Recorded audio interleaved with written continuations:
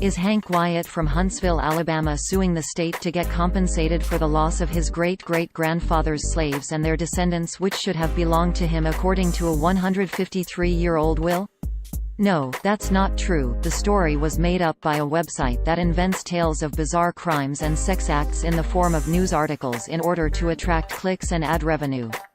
It is not real. The story originated from an article published by World News Daily Report on May 22, 2018 titled "Man Sues State of Alabama Over Document from 1865 Giving Him Right to Own Black Slaves," which opened, quote, "Huntsville, Alabama. An Alabama man is suing the state of Alabama over a 153-year-old document he claims entitles him to own several black individuals and their descendants." Hank Wyatt, 53, is suing the state of Alabama claiming the will of his great-great-grandfather, William Hugh Patton, has been illegally nullified by current state judges. Hank Wyatt recently came into possession of a document dating from 1865 previously owned by his great-great-grandfather, William Hugh Patton, which claims he legally bought 4 Negro prisoners from the state of Alabama.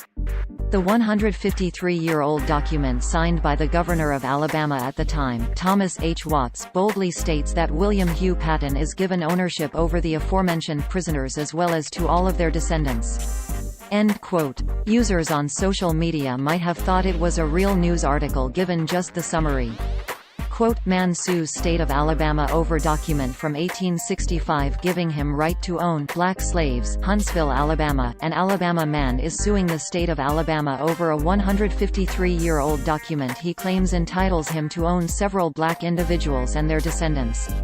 Hank Wyatt, 53, is suing the state of Alabama claiming the will of his great-great-grandfather, William Hugh Patton, has been ill. End quote. The man in the picture is not even from Alabama. He is Michael Crooker from Southwick, MA, who was fired over being on the no-fly list. Quote, "Hired, then fired as shuttle driver. Southwick man on no-fly list sues Bradley Airport official, Connecticut state trooper." According to a complaint filed in Hampton Superior Court, an airport administrator barred Michael Allen Crooker from his job as a shuttle driver after discovering Crooker was on a federal no-fly list. End quote. In any case, slave owners were not compensated for their loss after slavery was ended as a consequence of the U.S. Civil War, so their descendants wouldn't be entitled to inherit any of it in any case. The website World News Daily Report is a well-known satire website specialized in posting hoaxes and made-up stories. The disclaimer on their website is pretty clear about that, even though you have to scroll all the way down the page to find it. Quote, "World News Daily Report assumes all responsibility for the satirical nature of its articles and for the fictional nature of their content. All characters appearing in the articles in this website, even those based on real people, are entirely fictional, and any resemblance between them and any person, living, dead or undead, is purely a miracle." End quote. It is run by Janek Murray Hall and Olivier Legault, who also run the satirical Journal de Montréal, a satirical site spoofing the real Journal de Montréal. Very often their stories feature an image showing a random crazy mugshot found in a mugshot gallery on the Internet or on a stock photo website superimposed over a background of flashing police lights or crime scene tape.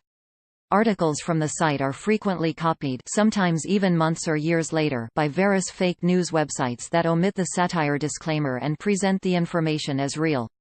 We wrote about worldnewsdailyreport.com before. Here are our most recent articles that mention the site.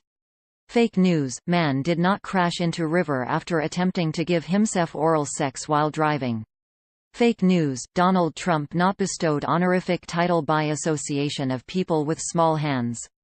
Fake news: 500 lbs woman did not kill world's oldest tortoise by sitting on it. Fake news: Alabama man did not cheat on his wife with a goat.